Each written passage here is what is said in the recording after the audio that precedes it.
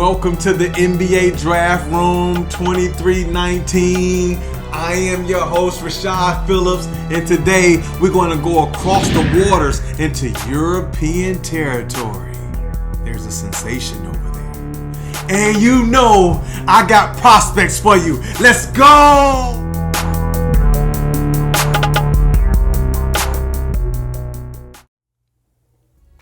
A 19-year-old European superstar dominating one of the top leagues in the world.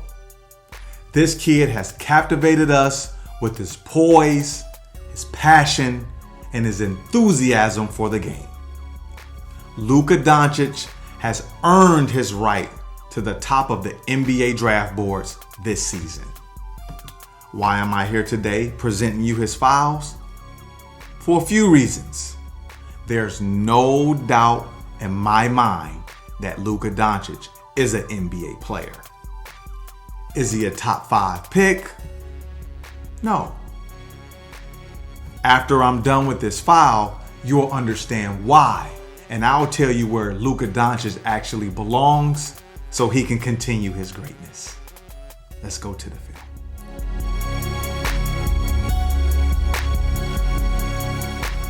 What I absolutely love about this kid is his crafty handle and vision.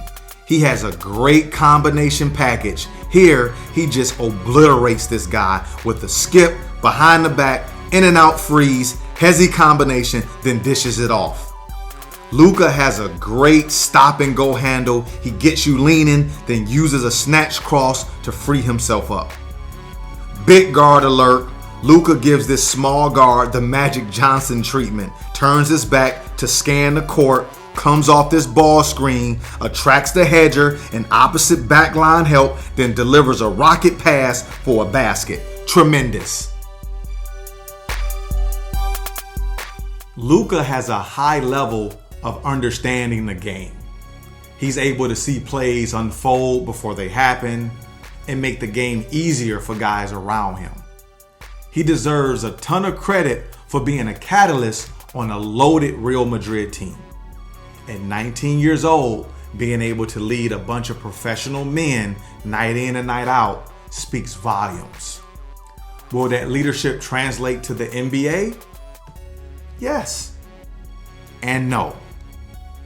The top 5 teams, that pecking order, I don't know if those teams are suited for Luka's leadership. Let's start with the Phoenix Suns. Will his leadership translate to that organization? I'd say no. The Sacramento Kings drafted De'Aaron Fox last year. I'd say no there. The Atlanta Hawks, let's go with a no with them too. The Memphis Grizzlies at 4.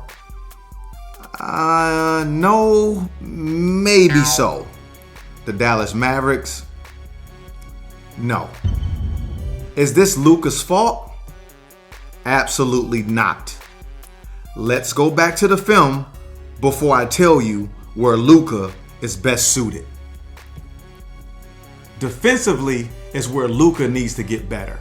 Here against Ray McCallum Jr., a player that I know personally that goes right around Luka and scores.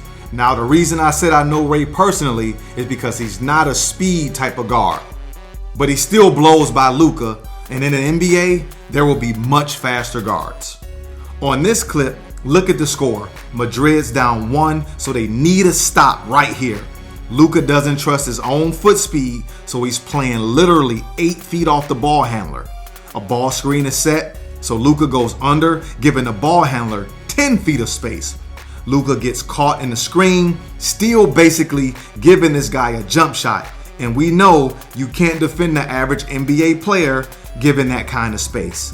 Dude still drives and beats Luka to the basket and scores. Against Panathinaikos, Luka gives 0 ball pressure, which makes the pass so easy. The game starts with ball pressure and ends with ball pressure. This way is too easy. Luka has to get better. Luka has to do a better job of defending at the NBA level, using his IQ and his size. one night you're going to be guarding Paul George, and then you're guarding Kevin Durant, and then the next night you're guarding Jason Tatum. There's no margin for error on that side of the ball. That's why I believe Luka belongs with a great defensive scheme type of team. Luka ranks number 15th on my player rankings board, and a few people were upset at that. But if you look at where I have him ranked, and then you look at the draft order from 15 on down, I believe it plays into Luka's favor. If you guys just get off your soapboxes for 1 second of wanting this kid to be number one in a team where Luka has the best chance of having a long, productive NBA career, then listen up here. I would say the Spurs at 18 would make or turn Luka's stardom into gold. A great organization on the rebuild, but still have enough quality assets and a Hall of Fame coach that knows how to develop and communicate with European stars. The Spurs' defensive scheme, their winning tradition, and selfless play replicates Luka's surroundings at Real Madrid. If I'm the Spurs, I would trade up to get Luka Doncic. Before we go any further into this fantastic player's tape, I want to address something. Let's talk about the elephant in the room, okay? The European rules. Everybody seems to forget that the European rules, the restrictions that it has also helped Luka become dominant in that league. If you don't know, the Euroleague, you're only allowed 2 Americans or 2 imports per team. So when you do the math there, when you're watching the games on TV, if you look at the tape, you don't see a lot of imports on the floor. You see more Europeans. So Luka has kind of dodged the aggressive play, the athleticism of the game that's going to be played at the NBA level. Now, once you get to the NBA, there's no more restrictions. So now Luka will take the court with 9 American-bred players that have been trained to play the NBA style of play. So for me, there's no I don't want you to do good challenge. The challenge I have is a straight competitor's challenge. How will you react to 9 NBA-bred Americans on the court when you're the only import now? So when the tables reverse, will Luka Doncic still possess that leadership, those qualities of making the game easier, better, and could he get his shot off against those type of players? My competitive challenge to Luka Doncic. My obvious NBA comparison is Hedo Turkoglu. Big guard, crafty handle, great feel for the game, loves the big stage. Luka has that same style and flair as Hedo did. Hedo has some fantastic years here in Orlando where he played a lot of point guard and made guys around him better. What Hedo learned how to do was create space for his jump shot, and Luka struggles against longer, quicker, competitive guys. And in the NBA, it's loaded with those type of players.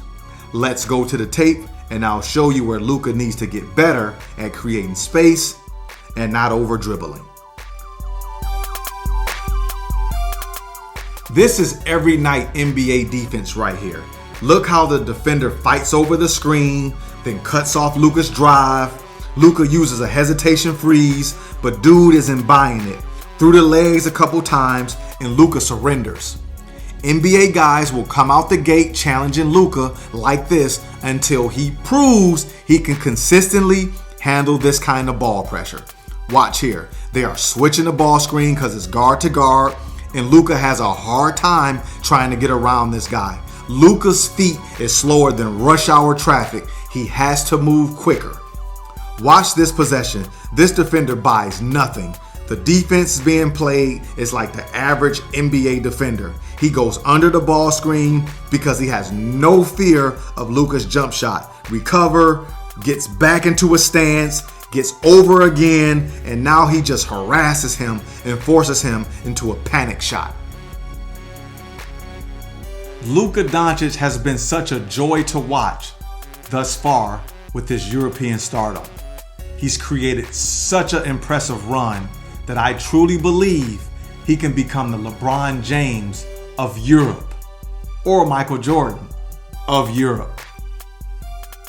But the riches and the glitter of the NBA may be what this kid needs to validate that he can hold his own with the world's best. Even though the teams in the draft order doesn't conform to what he's accustomed to, but I think Phoenix will either trade down and draft a European sensation, or Memphis will take a crack at him. But either way, let's give him time to grow into his new surroundings. But if the right team gets a hold of Luka Doncic, like the Spurs trading up, then Luka Doncic won't just be a European superstar, he'll be an American one too. This is the NBA Draft Room 2319.